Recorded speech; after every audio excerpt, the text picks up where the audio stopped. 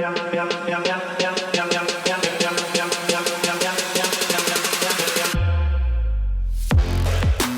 boys, this is Broken Stix. We have no idea what this is. It's just three guys chopping it up. We got my brother, Boog, in the corner. Jay, what's going on? Nothing, man. Broken Stix, broken podcast. We'll just figure it out from here. Our other broken brother, Andrew Spear. Say hello to the boys. What's going on? Yeah, long story short, we're going to try to talk about hockey, talk about golf. We're going to talk about Liv being on CW, which, I don't know, boys. Watched about 25 minutes of that, and it's a rough operation they're running.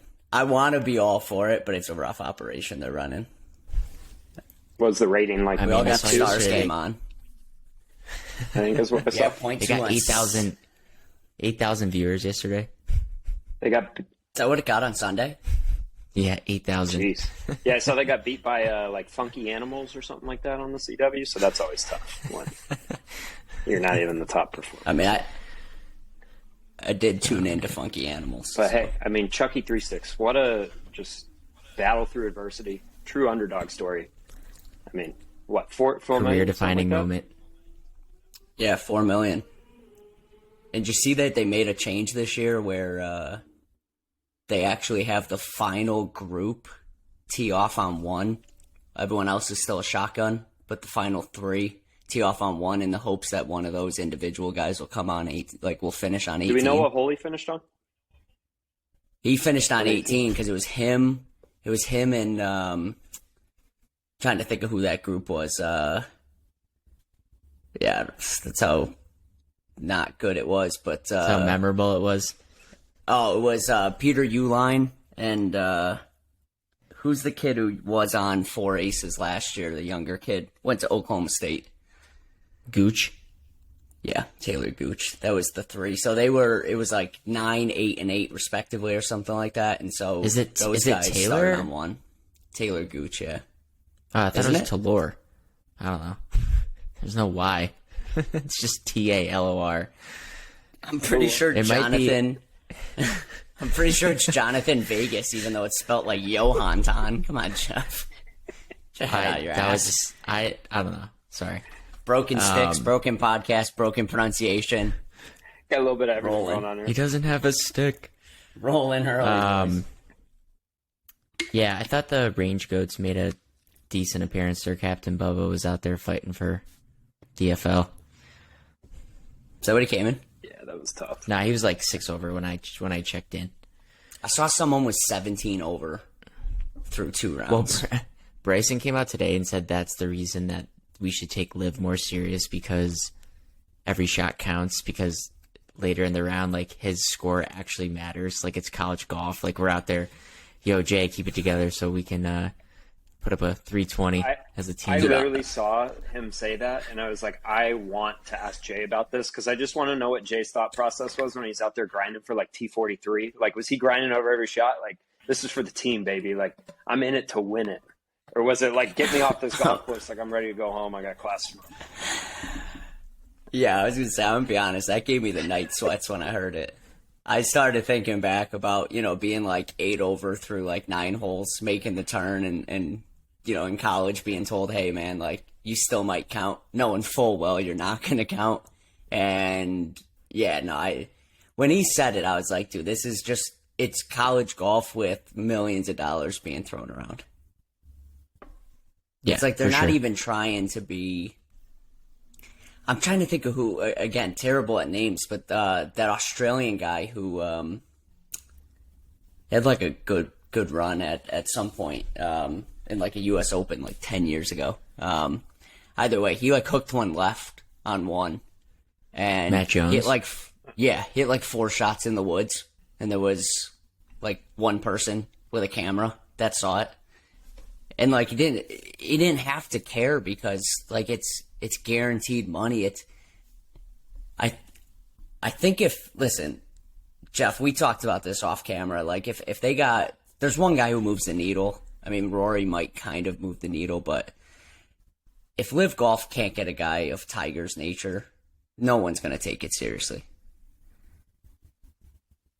Yeah, I mean, I think if he was playing on the Live Tour, we'd probably be watching it, but he's not. And that probably sends a bigger message, right? That we shouldn't take it seriously because he's not doing anything. I mean, he's starting his own other league. Yeah, which that thing we're going to have to talk about, but that thing is, I think that thing's going to suck. I'm just going on record on Monday, February 27th, that thing's going to be glorified like bowling. But Canucks up 1-0 I was on going two to say, shots. it's a tough start. Quick. Nothing like being 50% in that. Cut you off. I could give you an F-bomb right off the bat there, but that's about how it's been going lately. So it kind of is what it is. It's a hell of a Yeah, shot. it was nice. Our resident Stars guy. Brutal. Yeah, I don't know. I'm more interested to see like what happens. Like I mean, obviously they had all off season to figure this out, and it's off to a pretty horrendous start. Like, what do these guys do if the league folds in like 2 years? I mean, are they gonna go back to like? Are you gonna see these guys grinding on Q School again? Like, Well, Brooks I guess it Koepka. depends who. I mean, some of them. I think the PGA Tour would take them back with open arms. Like, I think there might be a slap in the face, but like you keep your some of them would status though. Well, some of them would keep status, like based on majors and stuff. Like a guy like Cam Smith, guy like Dustin Johnson. Like, if the majors continue to let them play, and let's say it folds up in 5 years or something, they would still have some major status, and those guys are still that good that I think they would be able to figure it out. But guys like Bryson and I mean Matthew Wolff would be selling coffee in Jupiter. Like there's some guys where it's like this is do or die, but maybe they made enough money that they'll just call it a career. And they have made a buttload of money if the numbers are actually what they are. Is Wolf your guy's age? He's close to my age. He might be my age, maybe a year younger. Yeah, you're younger. Yeah. I mean, he's like, his career is so weird at this point. Like, he was like the guy. Like, when he came out of college, it was like him, and then everybody else, like Morikawa. Like, those guys were like afterthoughts. Yeah, it's really interesting. And now he's playing live golf. I had a buddy who played at Oklahoma State, and we go on a golf trip every year. I haven't seen him in a couple of years, but we were standing on the range in San Diego, and he told me, he goes, just watch out because Hovland's going to have a much better career than Wolff will because they were on the same college team. And he was like, I see him in practice every day. He's like, I just think Hovland's more consistent. He's going to win more. And obviously, I guess the jump to live kind of changes that comparison a little bit. But, I mean, I think it'd be tough to argue to say that Matt Wolff's had a better career than Hovland has so far. So I think it's pretty obvious who's come out on top on that. Maybe not that they're, hand in hand competing, but I just thought it was interesting because my buddy pointed that out. That was probably 4 years ago when he was like, just watch Hovland. Because at the time, Wolff was the talk of the college golf scene. It was always, Matt Wolff this, he's winning here and there. But he's like, he just thought Victor was going to have a better career in the long run. And I think so far that's probably true. Yeah. I mean, I think Wolff only went to live because I don't think that guy thought he could make a cut. Yeah. I mean, he was struggling.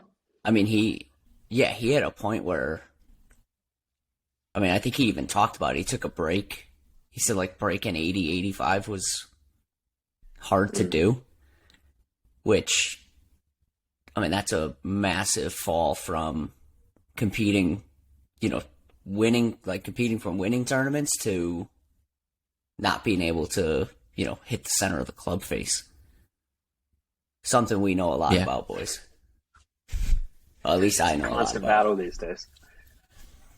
It might be. Yeah, I just like. Go ahead, Jeff. No, go ahead. I'm kind of perusing through the leaderboard here because I didn't really pay much attention. It's tough when you turn on the Honda Classic the last few holes because, I don't know, Liv just wasn't doing it for me. Honda kind of had a cool finish there. Good little playoff. DJ, 7 over the last round. That's kind of tough. Phil, Does DJ? Have you seen pictures of No. him? He looks like he gained like 15 pounds. Well, he must have taken all Phil's weight because Phil looks like he lost 50. So I don't know. That guy looks like he saw a ghost. I don't know who he was talking to in Saudi Arabia over the break, but man, he's now looking at 7 over for DJ. Taylor Gooch had a nice little. I think he was 5 over. So that's a tough way to finish. Phil with a nice little round though. So, but my guy Chucky 3 Sticks won by 4. Man, that guy never won on tour. You know, what is Didn't it? he lead? I know. What does it do? He never won, but he was like highest in career earnings. Yeah, like most money. Yeah, yeah. Yeah, I don't know. Like they keep saying like, oh, this is like a win. The announcers were like, this is a win for like his career and stuff. And it's like, there's nothing to compare it to. Like, I don't know. You were just saying like the Honda Classic, like 2 guys that, you know, aren't. I mean, Chris Kirk's kind of if you're a golf junkie, you probably know who he is, but the other kid, Eric Cole, is that his name? Yeah, Eric Cole. He, I mean, that win would have changed his, like, got him into the Players, you know, kind of changed his life. It probably would have got him into the Masters, right? Well, and that's what I was going to say. I'm excited to watch Chucky 3 Sticks at the Masters, but I guess he won't be there. I guess Lib isn't giving out the exemptions for wins. But, I mean, I don't know. Like, I think the Tour's kind of got something going for him with the whole, like, elevated event status. Like, for me, it's kind of cool to see, and maybe they need to figure out a way to get, like, with these lower event status, like, let's say, you know, your top 5, top 10 or whatever, you get into the next event. Because I know, like, I think Eric Cole, I think he had to win, or maybe I think he's got a sponsor exemption next week. But it's kind of cool where you can get a week where, you know, you got, like, the John Rahms, the Rory McIlroys of the world, like, they're all at the top. And then the next week, you got these guys who, like, maybe aren't that well known, and, like, they're kind of fighting for, you know, their livelihood, I guess, in a way. And like a top 5, like that, the Gerard kid, I think it's Ryan Gerard is his name. He Monday qualified and finished 4th. So I don't think he gets into the Arnold Palmer next week, but I know he gets a guaranteed start. It might be like Puerto Rico or something like that.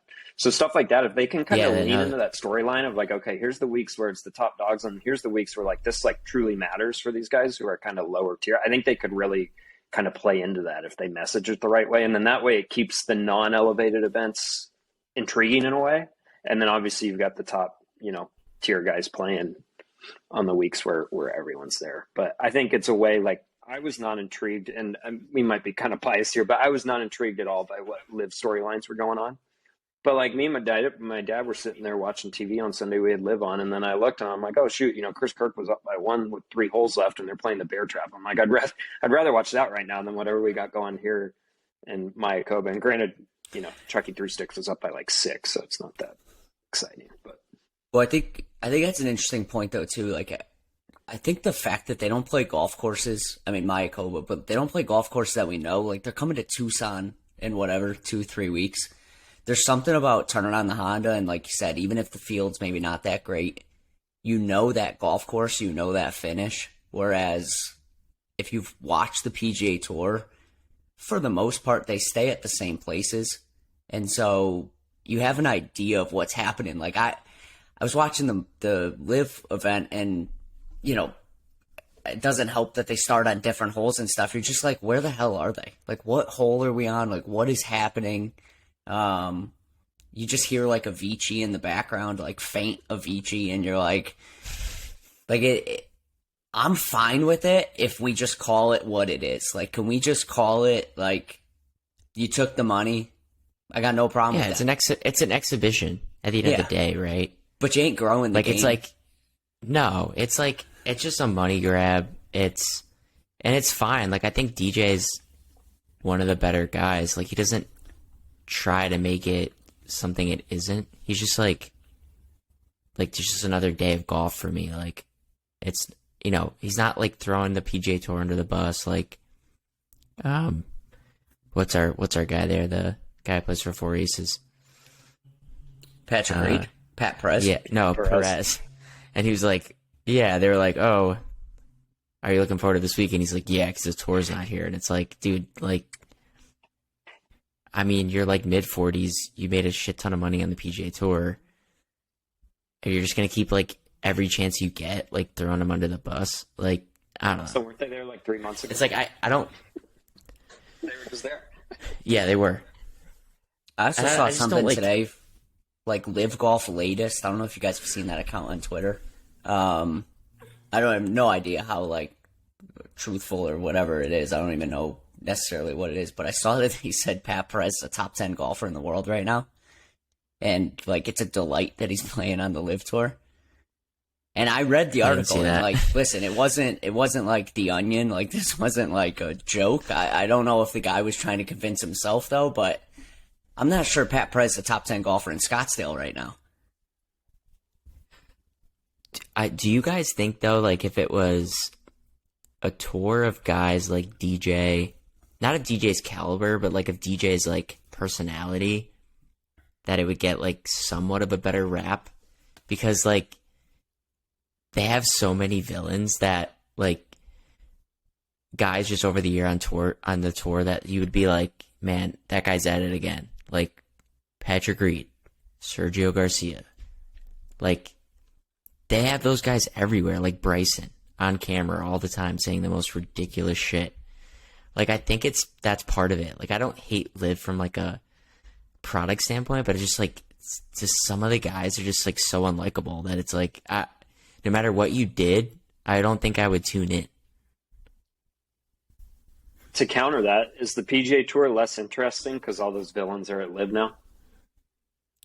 No doubt. 100%. Well, I think the PGA Tour, yeah, it's turning into the NBA. It's like we're all friends. We're high-fiving each other. It's like, I want a little bit of that Tiger Phil still. Like, I know that's not really what people want to see nowadays anymore. Star Shorty 1-1. Well, that's why the majors are going to be... Shorty. Yeah, and that's why the majors are going to be like must-watch TV this year, right?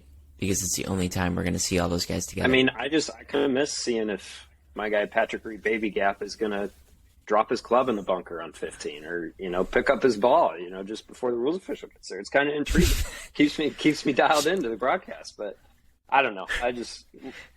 A healthy mix, I think, of both, obviously, villains and then the good guys. I mean, I agree. I think it maybe is, hurt the tour in that sense a little bit, but overall, like, it's still not intriguing for me to, intriguing enough for me to tune in on Sunday and sit on my couch for 4 hours and watch, guys go around the course for 18 holes playing for $5 million. That doesn't really intrigue me in any way. Dude, they got some pressure though at the Masters. Yeah. Because if they go out and let's say like 2 guys make the cut, I don't know how many of them are going to be there, but let's just say like it's not There's a lot a of them decent that amount. make the cut. There's like 13 of them, I think. Okay, so it's about 25% of their, because there are a few of the 48. It's a lot. The Masters has the most because of the past champions. Jeez, that was a quick answer.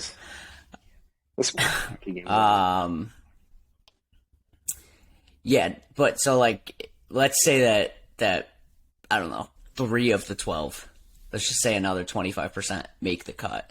It's a bad look for Liv. Like, Liv is trying to convince us it's not an exhibition. There's only going to be a couple times a year where they're going to be able to prove that, and the Masters is going to be the first opportunity. If they go out and suck, they got problems. Like, I wouldn't be surprised if there was a move at the top where Greg Norman's not the commish anymore. Well, that's the thing too. Is like, I don't want to say heads will roll. Might be a little too, but I would say heads might roll. Yeah, I mean, an ab Greg's kind of the sole. Greg's kind of the sole reason that this thing is also like he's a notorious a-hole, right? Like he's that guy who's always been, a little brash, says like kind of the wrong thing at the wrong time, and now his league is full of those types of guys. But I agree with you. I don't know. I mean, who out of that list is like, besides Cam Smith and maybe Patrick Reed because he's a past champion and DJ, like out of those 3 guys, is that like it? I mean, Phil's not making the cut. No. Sergio is not making the cut. No. Bubba's had some success there, but he's not gonna. No. And Brooks is in the field. He is a mental case at this point. He's going to put way too much pressure on himself to do well. He's going to miss the cut. Yeah, Bryson won't make it. Is Bryson in? Oh, yeah, because of his U.S. Open win. He's probably in. I just hope Bubba brings that range goat spoonbox with him to Augusta. Imagine him standing on the range next to Rory. playing some The pink bag. God. Was it true that were we talking about this, that they have to wear their team apparel? Apparently that's why. these events? Apparently Yep. that's why they're all dropping their clothes sponsors, like DJ dropping Adidas. I mean, I think that I makes feel sense. like that's a solid. I was gonna say, I feel like that's a solid though, like plan. If Adidas actually dropped him, to just be like, "No, we'll drop you first." Like, Yeah. let's get ahead of this, and if they're all wearing their stuff, that's gonna be the weirdest shit. That would be like showing up to a World Cup and like Messi's like, "I'm not wearing Argentina's uniform. I'm gonna wear PSG's instead." Like it's gonna be the weirdest shit to see guys wearing like college uniforms out there, and then other guys being normal. I mean, Poulter's been doing it for the past They can't year. wear shorts. Yeah, they can't wear shorts. And some of those guys, my God, should not wear shorts. I mean, Ian Poulter, I've never seen, like, usually people from England have pretty good fashion. Ian Poulter with the, like, ankle-high white socks, a white visor that had nothing on it. It looked like something that, like, you'd see at your country club where someone's wearing it that has played golf for 7 days. Look like a bird. I don't know, man. Like, they got issues. And there's like no possibility of them like let's say Greg gets fired. Is there any possibility of them joining up, like having both exist in harmony? Or no, are we past that point? No, I don't think you're past it, but I'm glad we don't have to make that decision and try to figure out how that works. I don't know how it work at this point. It seems like, I mean, with the lawsuit and stuff, it seems like they're pretty far gone, but Yeah, do you there's have to always get the the money possibility. back? I don't know. Like, let's say it And, like, folded. to your Would point- you have to hand it back? I don't know. And like In to order your for the point PGA earlier, Tour. Spear, like how interesting Honda was, which I agree with. I just think like the PGA Tour, like the next step for them with these elevated events is like come up with like a clear path to figure out how like a guy like Eric Cole can get into an elevated event. Because like even if he won yesterday, I'm not sure that he's playing. Is he playing Arnold Palmer instead of Puerto Yeah, Rico? so I mean, Like, do we I even 100% know? agree. So he got a sponsor invite into Arnold Palmer, so that's why he's playing next Oh, week. okay. I don't know that. After this Yeah, week? so I don't know that. Like, yeah, that's a good question. I don't know that even if he would have won, if it would have mattered. Like, let's say he doesn't have the sponsor invite and he wins. Like, does he still get in the Arnold Palmer? Like, I don't know. I know the Ryan Gerard kid. He got into the Puerto Rico, which might be. I think it's maybe the opposite field event this week. I don't know if it's opposite of the Arnold Palmer. I don't remember what's next.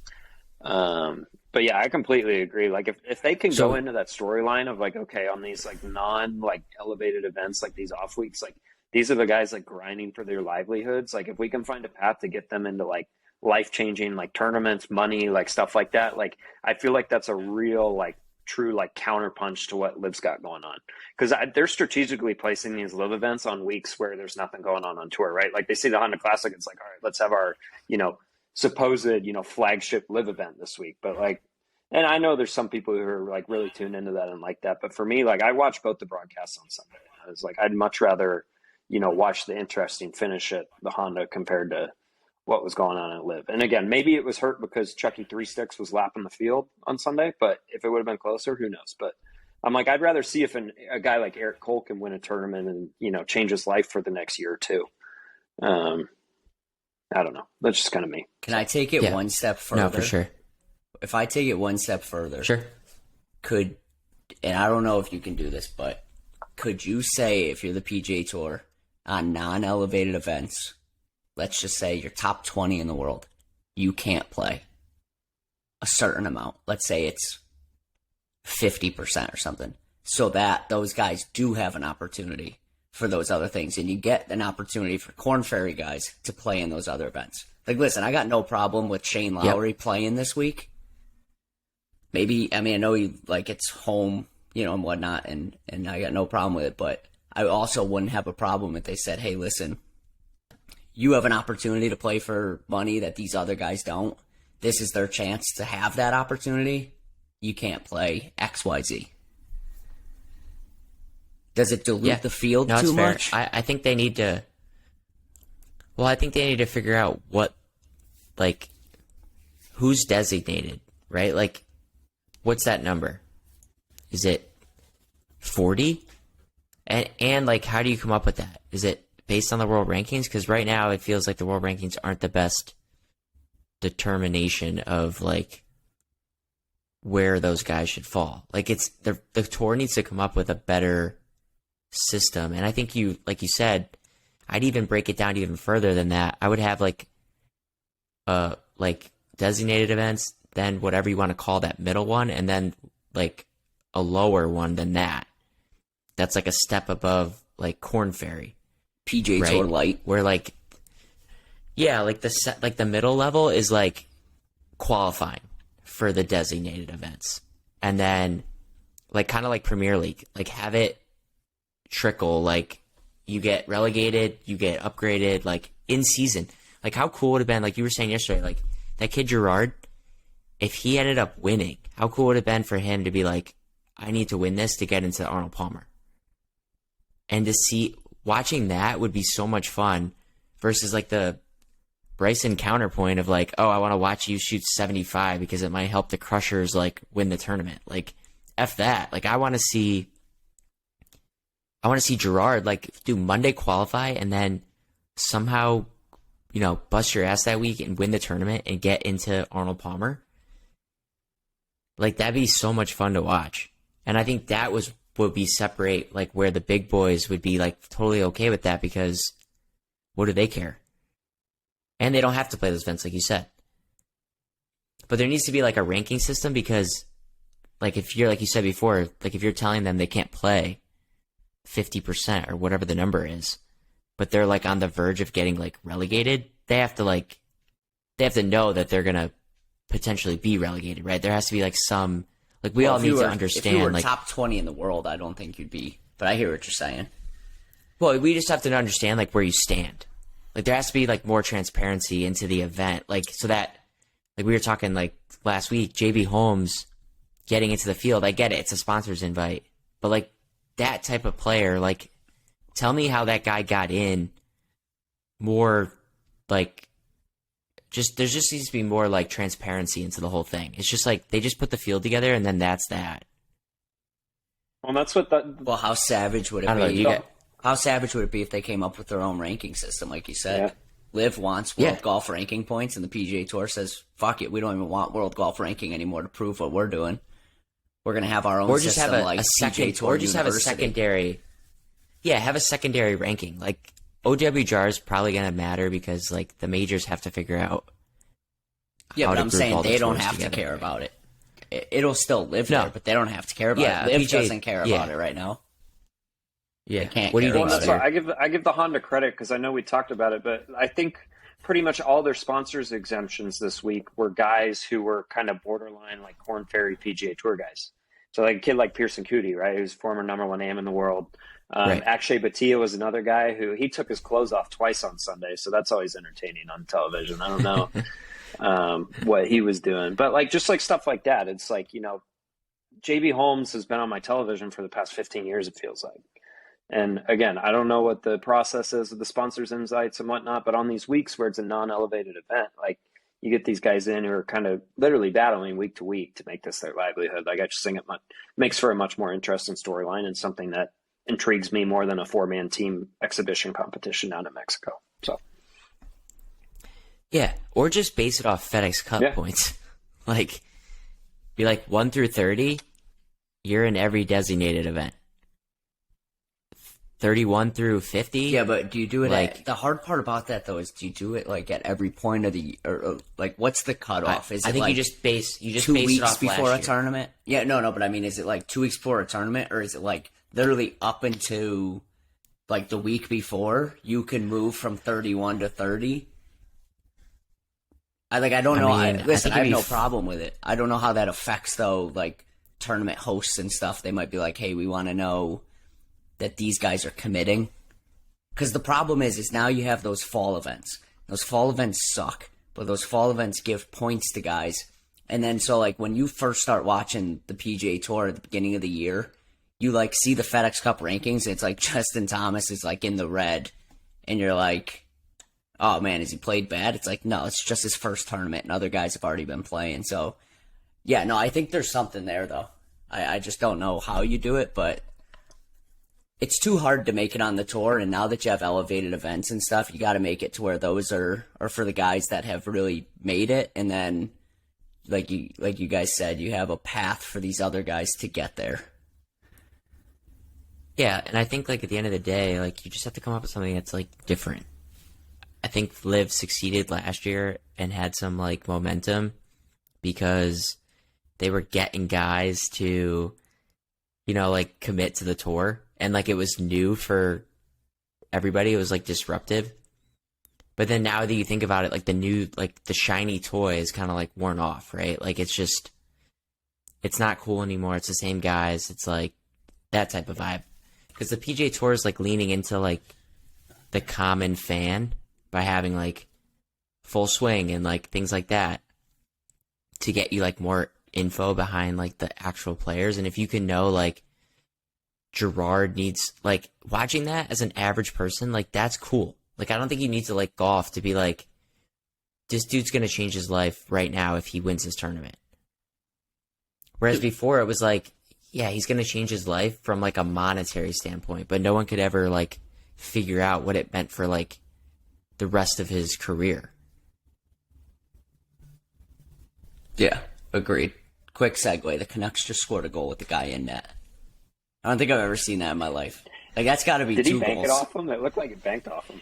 He did. Guy gets credit. Definitely hit the numbers. Let's hope the Stars make the playoffs at this point. Well, I think it's probably a good segue to like hockey, but I'll just leave you like on 18. Did you guys see Kirk's second shot? Yeah, he almost hit that car. Did you see him almost hit that car?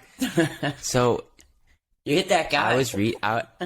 I was reading a couple weeks ago. I think it was. Do you follow Brendan Porath on Twitter? I don't follow him, but I've seen a lot of his stuff. He was talking about how like last year at the Honda, like 2 weeks before the tournament, they had that car maybe like 15 yards off the 18th green, and you're like, if you don't know this place, like it's PGA National, it's a resort course. They have members, you know, whatever. The regular members were just like peppering this car like 2 weeks before the tournament because like they suck and like we're hitting it in the water, that they had to like bring in a completely new car and like push it out an additional like 30 yards into the water. I mean, I'm sure he pushed that 3-wood, but that thing was 4 inches from being perfect. It hit the top of the rock, and then it looked like it was going to go right through the windshield out there in the middle of the lake. Yeah. Also, no, it's just hilarious. Like he knew it the second he hit it too. He was like, "Oh, it's in the water." Side note on PGA National: apparently that place is a total shit show for 51 weeks out of the year, allegedly, just based off what I was reading. I don't know if you guys saw the condition of the 18th fairway.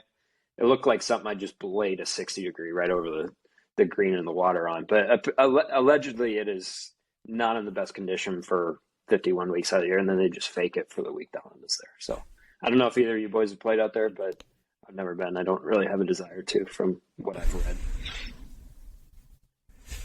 I haven't played there. I've played that course probably 10 to 12 times. How was the condition? We used to spring break out there. It was fine. Wait, real quick for the record, Jeff blades it normally, so this is going to be hard to know if it was based on condition or just Jeff hitting a 60. No, it wasn't like big. It wasn't like baked out. Like it was always like 2 weeks after the event. So it was like mid-March. So it wasn't, I don't know, I think it was still in like tournament conditions type wise. I mean, I don't know. It's not a great golf course. Like it's a resort course. It's fine. It's fine for like the pros because it's interesting. Like Jay was saying before, like down the stretch, you know the holes. Like you got to get through the bear trap. Like it's interesting because there's water everywhere, but otherwise it's like I'm not going out there to spend what $300-$400 to play it. There's not a lot of places I'd spend $300-$400 for. Yeah, I agree. It's a low list. I saw Sawgrass is like $800 right now. Don't you have to like stay at the hotel too or something to even get on? Dude, I'm thinking at that point you probably have to like sell your soul. I'd rather go to Pebble. And then they're like, hey, go hit it in the water on 17 and take a picture. It's also really funny to hear guys talk about that hole, though. Like, guys like us that go there, they're like, it's not that hard. It's like a wedge. It's like, yeah, put 20,000 people around it, turn up the wind, and then now you got $2.5 million on the line. Go hit that shot, Jim. Scottsdale's a perfect example of that. I went and played TPC Scottsdale for first time like 2 years ago, and it was, May, so there's no grandstands. And, you walk up there, it's a 160, 170-yard par 3, and it's like, what's so special about this? But obviously, you put a full grandstand around the hole, it makes it a little different, I'm sure, especially when you're coming down the stretch. So, yeah, there's no way I could make a putt there. I can't make a putt to live my life right now, but I couldn't imagine. Yeah. So, how the Stars making out? Great. 3-1 down in the first. Don't call it a comeback, Spear. The quicker you fall behind, the quicker you got time to catch up. 2-goal lead, man. 2-goal lead. Worst lead in hockey. Gave up a 3-goal lead. Apparently. So. That's even worse. Yeah, that's the worst lead in hockey. Decent amount of trades yesterday. Seemed like most of them were in the Eastern Conference. Not sure what's up with the West right now. I wonder why. It's like they're just waiting. Colorado. I think it might be like you said. I mean, Colorado's just going to be ride it out. Colorado's just going to be sitting there after a breeze of a playoff run, waiting for the bloodbath that is the Eastern Conference, and then they'll walk their way to another cup, I'm sure. I saw that Colorado's got points in 15 of their last 17 games. They've won 13 of the last 17. So when I wake up in the middle of the night, I'm having nightmares about the Colorado Avalanche and what I saw last year with Nate McKinnon and Cale Makar and all them. So we'll see what happens this year, but they're definitely on a tear. Minnesota's been playing well recently. The Stars are 8th in the West in wins, yet they're, second in the conference. So I don't want to fraud tag my own team, but it's not looking great. So we'll see. I mean, those Central's wide really open. competitive. Yeah, I mean, you got Dallas, Minnesota, There's Colorado, what, 1, 2, 3 all within 3 points of each other. Yeah, and then Nashville's done. Yeah, it's gonna be tough for them. I mean, I think you've probably realistically got 9 to 10 teams. Nashville's like borderline, but after them, like St. Louis got no shot. But you kind of got 10 teams. But they're selling everybody. Yeah. So, Jay, what did you think of the trade? Tanner Jeannot. Tampa's trade? Yeah, I'm not going to pretend to play. For 5 picks. Yeah, I'm not going to pretend to be a Mr. GM. Foot. Yeah, I don't know shit about anything. I'm just going to, in JBB, I trust. I don't know. I think, like, growing up a Patriot fan and watching Bill Belichick blow every single draft, I don't really care about draft picks, if I'm being honest. It's like, outside of those top 10 guys and stuff, and then, then it's kind of just a crapshoot. Like, you just hope that the guy translates to an NHL player. So I'm fine with Jeannot, because it's like he's proven he's a quality NHL player. We don't know what those other picks were going to be, and I think that third line is going to be absolutely filthy with most likely Paul and Taft's finest. Yeah, Mr. Colton. Yeah, I agree with you. I mean, it's like future problems, right? The pick in 2025 or 2026, like, they're not going to be NHL guys until 2028. And how much of this core is even going to be left in 5-6 years, right? I mean, Hedman's going to be like 38. Stammer's going to be 38. Like, there's just, you might as well just go for it now, figure it out later. And you can, like, let's be honest, in like 4 years, if their core is like, kind of past their prime, they're going to trade a lot of their top players for picks. Like, they're going to be on the other side of this. Like, they're going to be trading guys for those picks back. So I don't think it matters. I think the East is such an arms race this year, though, that's like, I'm not sure it's going to have the same effect as like years past. It might. I just think like everybody's getting better, right? Like Boston getting better, Leafs getting better, Rangers are about to get Showtime. Like, they're going to be really good. Devils got Timo Meier. Like, they're going to be good. Hurricanes, I'm surprised, haven't done anything yet, but they're still a good team. Like, out of those 6 teams, like, only one is going to go to the Cup final, right? And, like, what's worth the trade? Is it, like, because you're going to nitpick it, right? If they get out of the first round, Tampa, that is, and then they lose in the second round, they're going to be like, well, those picks weren't worth it, right? But I think it's worth it. I mean, if you knock out Toronto and you lose to Boston because Boston's got a better team, like, I think you can live with that. Yeah, Spear, I don't know if you got any thoughts on the Tampa trade, but I mean, yeah, it's kind of that we can balance segue to of Toronto. weighing, draft capital versus do you think we can win now? I'm in the same boat where, like, draft picks are draft picks, right? It's kind of like, it's the same thing as games in hand, right? It's like, oh, well, we're 4 points behind, but we got 3 games in hand. It's like, well, you got to win all 3 games, to realistically still be ahead. It's the same thing with the draft pick. It's like, you got a draft pick, but you still got to hit on the draft pick. Like, you can easily swing and miss, and then it's just, it's like you might as well flush it down the toilet kind of thing.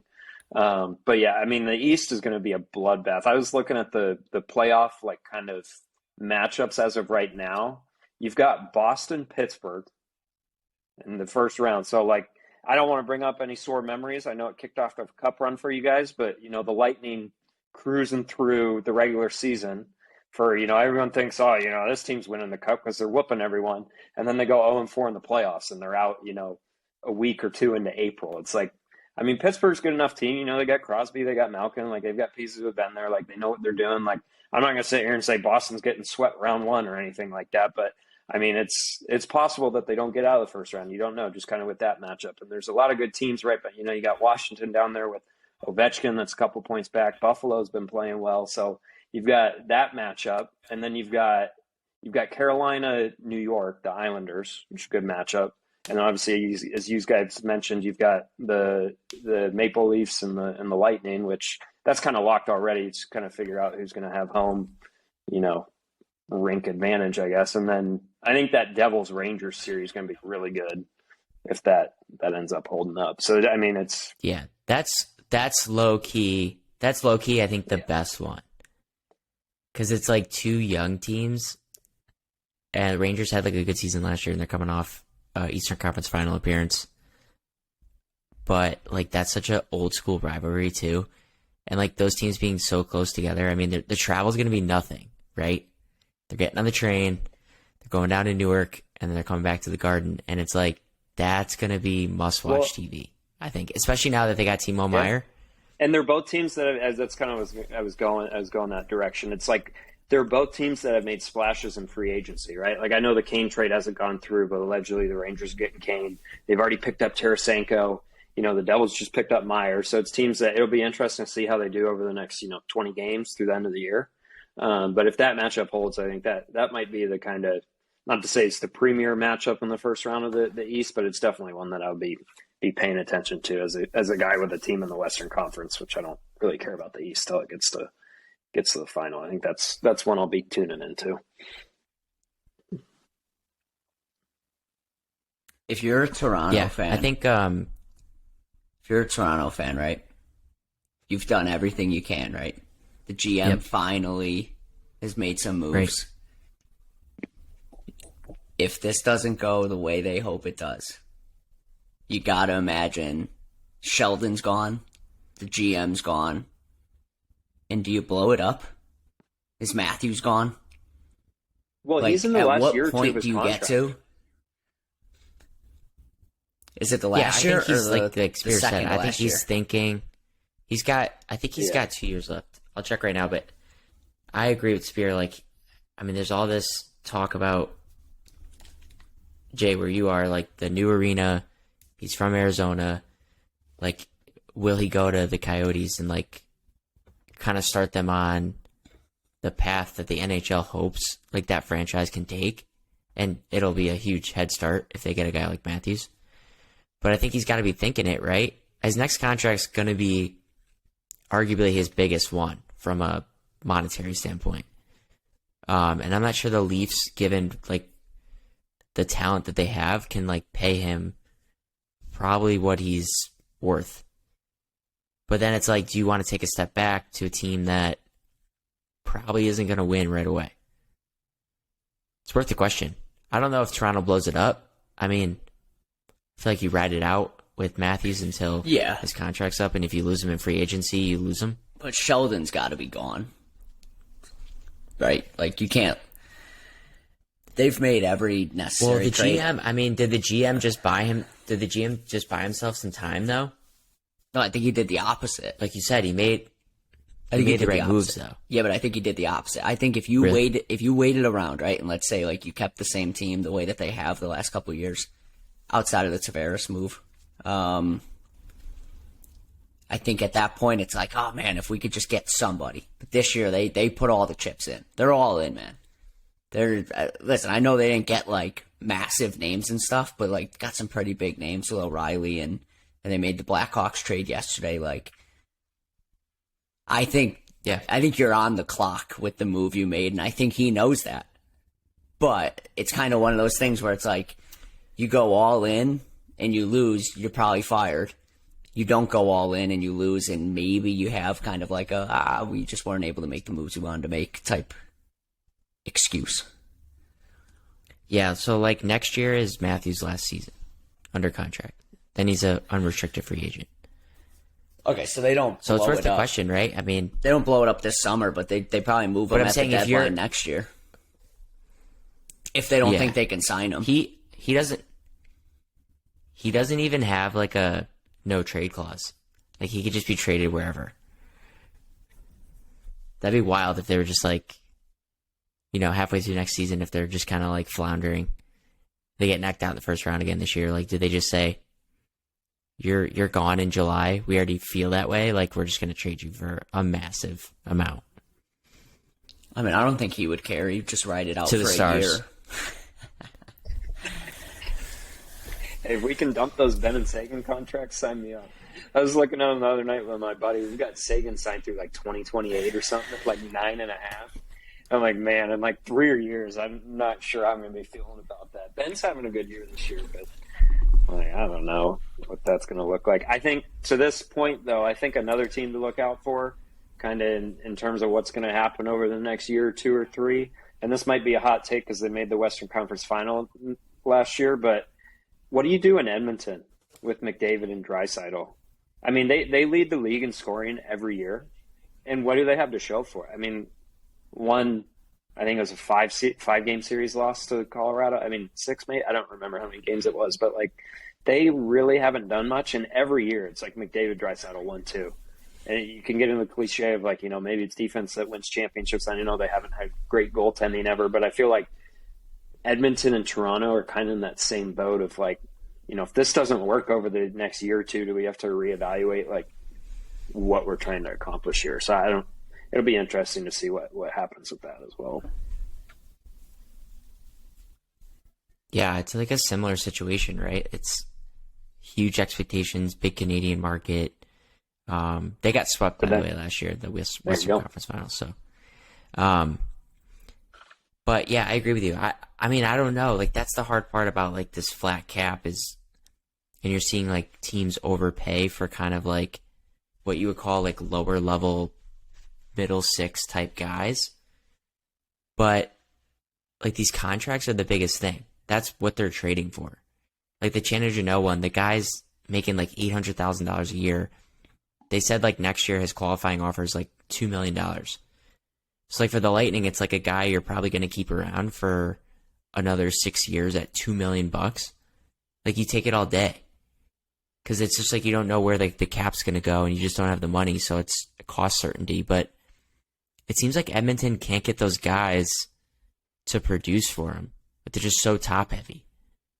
Whatever depth they have is just like not showing up in the big games. And their goalie, like their goaltending is like not great either. I mean, they had Mike Smith last year. Was that what they had for? Yeah, and it's like, I don't know. It's shitty, like, when you don't have a goalie. And, like, both of our teams haven't had that for a long time. Like, with Ottinger now and stuff, too. Like, when you have, and Bishop before that, and now he got hurt, but, like, for the beginning part of his career, he was good there. But, like, when you don't have your guy back there, it's really hard, no matter how good of a team you have, to go into the playoffs knowing you might not get a save. Well, and that's the thing, right? It's like in the playoffs, like those matchups become so pivotal where it's like teams are keying in on guys like McDavid and Draisaitl and Matthews, to where like they're like, especially when you're on the road, like, and that home team gets the last change. It's like you can match up against those guys every single time you're out on the ice, to where like it's going to be hard for them to score, 2 or 3 or even 4 goals that you see them do in the regular season. It seems like pretty much once or twice a month. So, like, that's where that, kind of to your point, like that third line scoring, fourth line scoring, like, you need a little bit of that, especially to make those deep runs, which is probably why Toronto and Edmonton haven't gotten anywhere over the past couple of years. So, it'll just be interesting to see. Yeah, and Jay, what the like, philosophy is if they decide to blow it up or not. Yeah, and Jay, like, to your point earlier, like, Tampa's benefited from that, having, like, that third line. It's like a grind line that can, like, wear down defenses and, like, create just momentum for their top guys to, like, do what they need to do, but they don't need to be the guys that are out there, like, wearing down defenses. It just seems like Edmonton and, like, even Toronto in the past, like, they just haven't had guys like that where you're, like, in a series, you're like, holy shit, like, that line is just, they're not scoring, but like, every time they're on the ice. Yeah, I mean, back to the Edmonton thing, though, like, does it have to do with the fact that, you remember when Joakim Noah shat on Cleveland? He said, this place sucks. I mean, I've never been to Edmonton. I think he said, I would even take my kids here on vacation or something. Yeah, he's like, it's just factories. So this place blows. I've never been to Edmonton, but I've heard rumors. I wonder if that has anything to do with it. Like, listen, I know it's not the city. It's not Toronto. It doesn't have the hockey history of Montreal. I mean, I know it's got, like, it's Canada, so it's got hockey history, but, like, if McDavid was at a place like Toronto, I just feel like people would be flocking to come play with him, and I don't know. Just feel like Edmonton, it's like, I mean, Phil Esposito said, like, he sent someone to Edmonton after they said they can't play in Tampa because it's too hot, and he said, good, I'll send you to Edmonton so you can freeze your ass off. Like, I feel like it's like the Siberia of the league. Maybe Calgary. I don't know, but there's a couple of those shitty places. Spirit, been to Edmonton. Spirit, I'll let you go. I wonder, well, I was going to say, I wonder if I'm sure someone's asked Gretzky if he enjoyed his time in Edmonton or LA more, because I think he went straight to LA after Edmonton. I'm sure he probably enjoyed that lifestyle maybe a little better, especially after seeing him hanging out with DJ and Pauline all the time now. So I'm sure, I mean, I don't know. I'd be curious to ask him. Maybe we'll get him on the pod at some point. It's like, hey, Wayne, which one you enjoy more? It's one of those things, though, where it's like, as a person who will never make that money, I would love to live in a shitty city because, like, I mean, I think everyone saw Matt Stafford's house in Detroit before he went to LA. It's like, you can get an absolute mansion. And I've seen that video of Connor McDavid's house in Edmonton, and it's absolutely just top notch. But you move to a place like LA, and I'm not saying you're moving to a condo, but you're not moving to the same lifestyle. Yeah, for sure. So there is something to be said about living in a crappy place.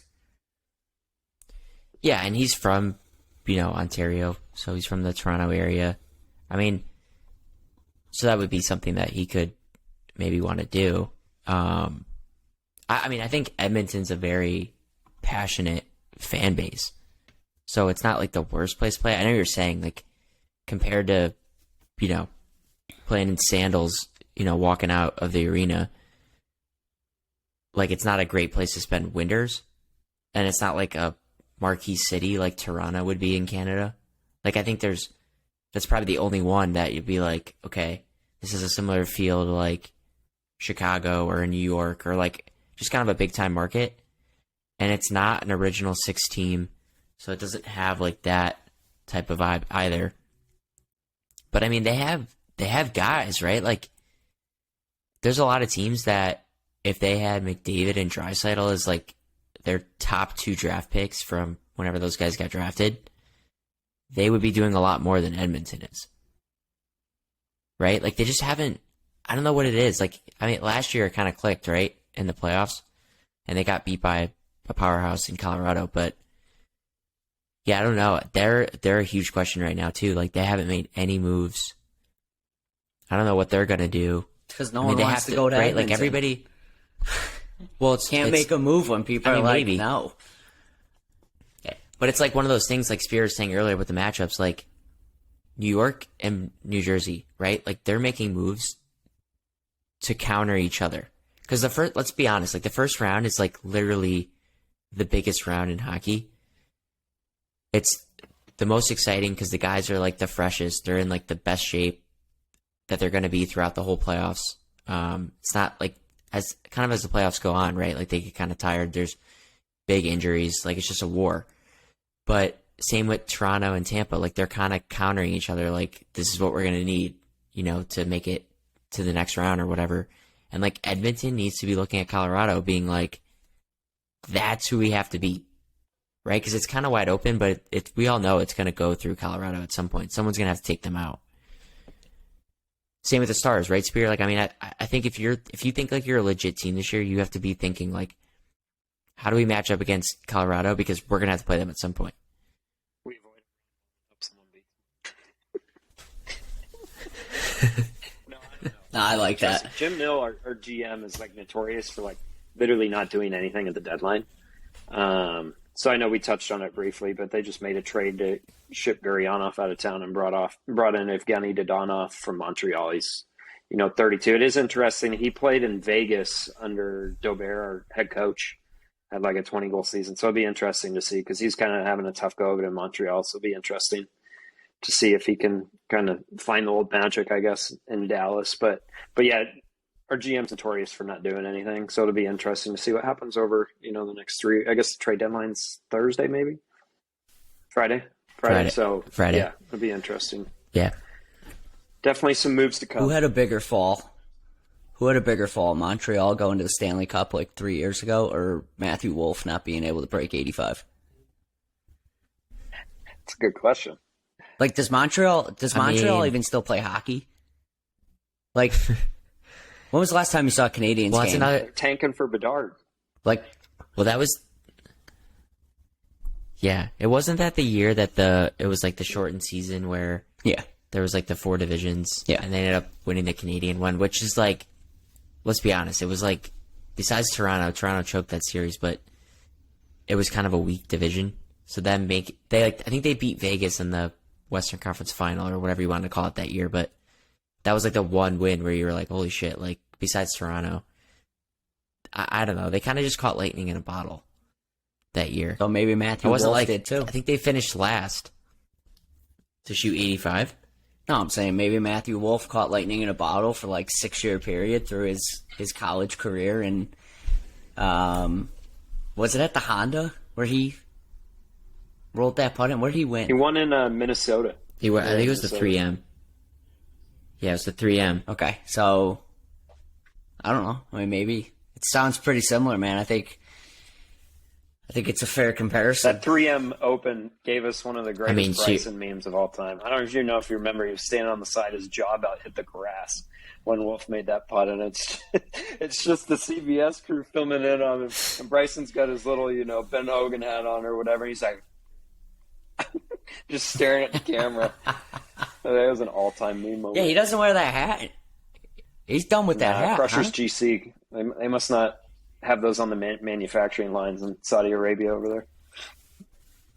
Nah, not yet. So you're saying that soon. You're saying that Wolff didn't dream of playing for Smash GC? But no. Also, who came up with these names, and why are they all GC and shit? Like, you could go play this golf club. Like, why wouldn't they just be like, I know they're trying to go for like the FC, I think. At least that's where I'm taking it. I'm assuming trying to be like a golf club, like not a golf club, you know what I mean? Like not like an actual golf club, but there's no soccer fields that by like FC and shit like that. It's like, the team by that stuff. So the GC could be the dumbest thing I've ever heard. It's like, oh, where are you going to play next week? Going to Crusher's GC. Yeah, I think fuck you aren't. Like, I think it's supposed to seem like kind of like Premier League. yeah, like FC and stuff.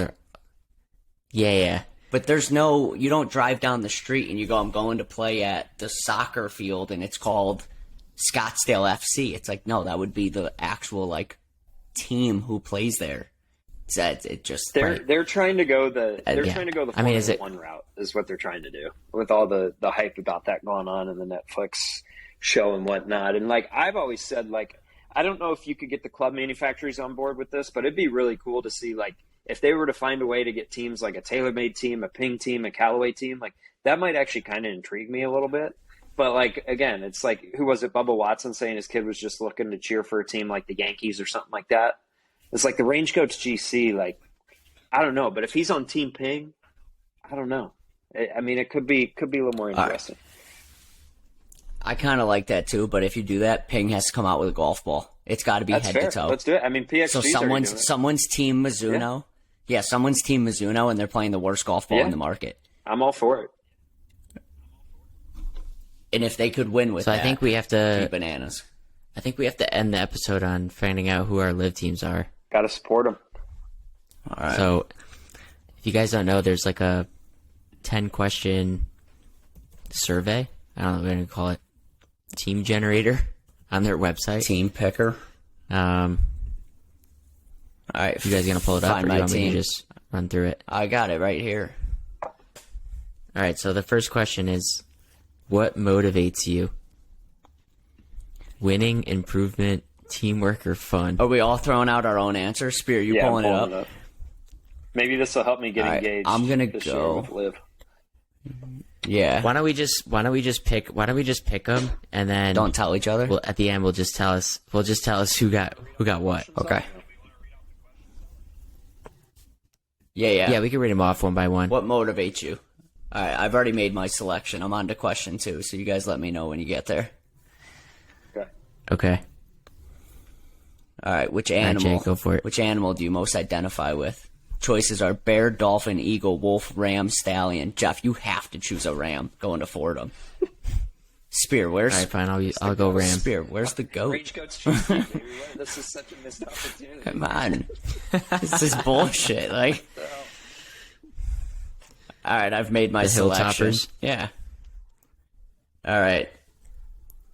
Spear, you good? Yeah, I'm good. I'm on question 3. Which shot gets you out of your seat the most? The booming drive, the pin seeker, the spectacular save, or the unmakeable putt? All right. I know we talked about this off camera, but the unmakeable putt, not saying like being made, could be the dumbest shit ever. The unmakeable putt that you didn't make. It's like, dude, that just gets me out of my seat. Your boat. Yeah. Guys got to tune in right now. This is like, there's like an unmakeable putt on 7. No way he makes it. I told you guys. Oh, man. All right, next question. How do you celebrate a winning putt? Composed wave, team high fives, fist pump, or go wild?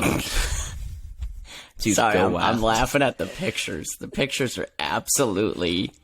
Like, these are 100% just stock photos that they just pulled off of Google. All right. I'm in. I'm locked in. I'm good, too.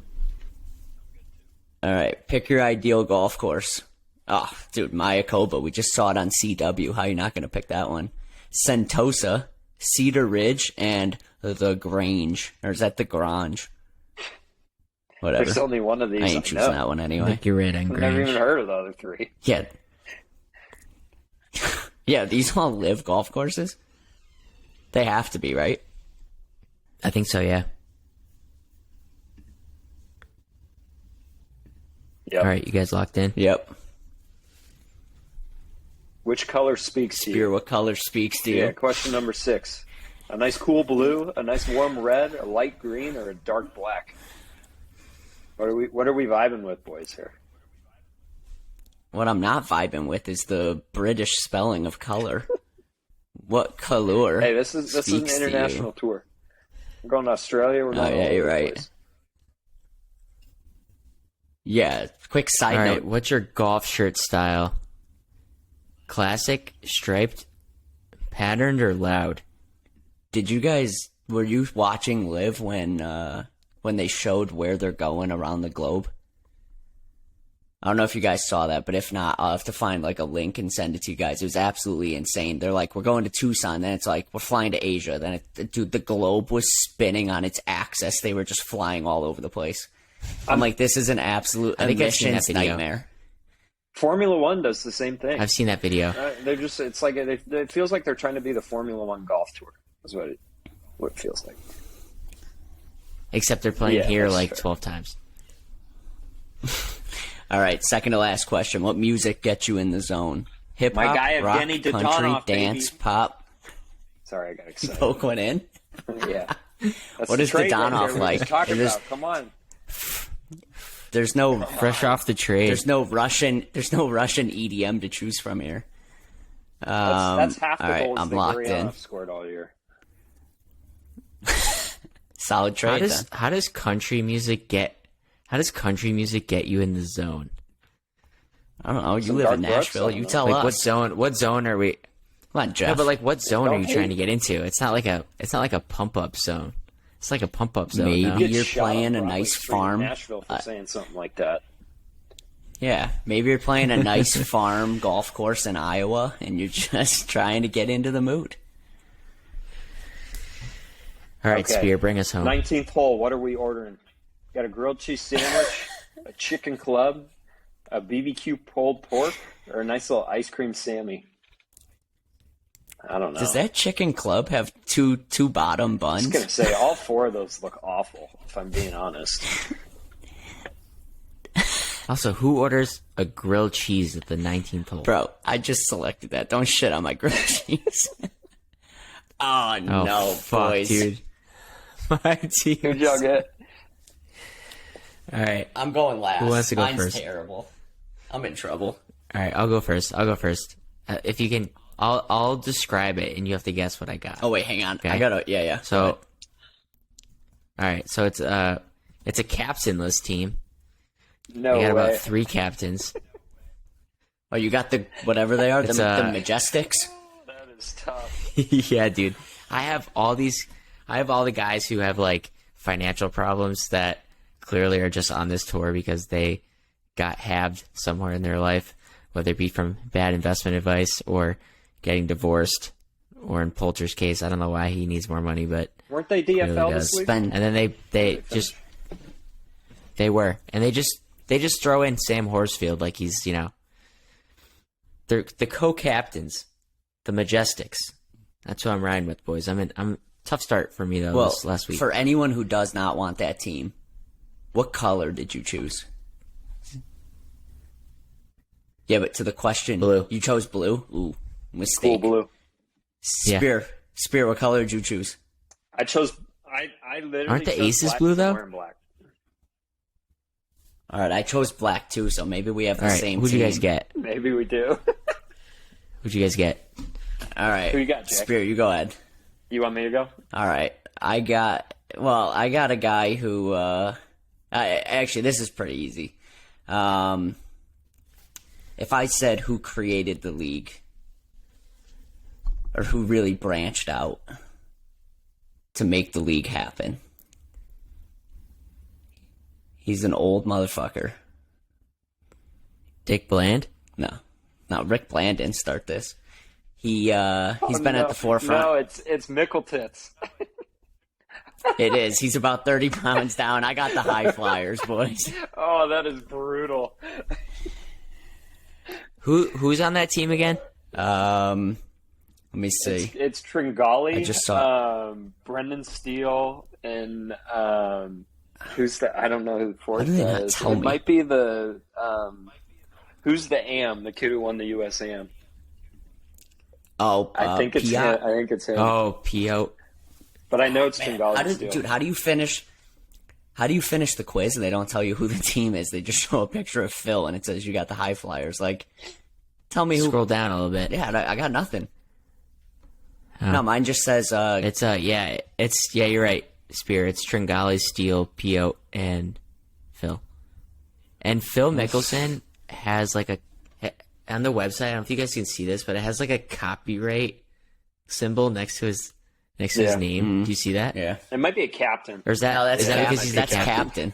No, he just copyrighted his own name. It looks like the copyright symbol. Why can't they just come up with a better symbol than that? That's a good question. I thought it was because he has like, doesn't he wear his own shit? I thought it was because he has like his own logo and stuff. No, Jeff, he did wear his own shit. Can't do it no more. He's got his own coffee too. Sold his soul for that. Oh, I think he still has it on his shirt. Oh, does he? On the back of his shirt has his little jumping guy. So like he's Jordan. So or his something. logo sponsors his team. Jump man.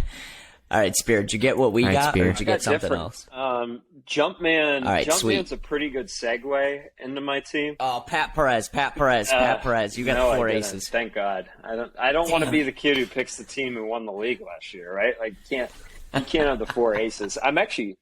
I think you got the. Pretty lit about you got this. the range goods. I got range goods GC. I think it was the color black and my pop music. I think it was like what hypes you up or whatever, and I picked hot music. So I'm repping the range goods this year. Boombox.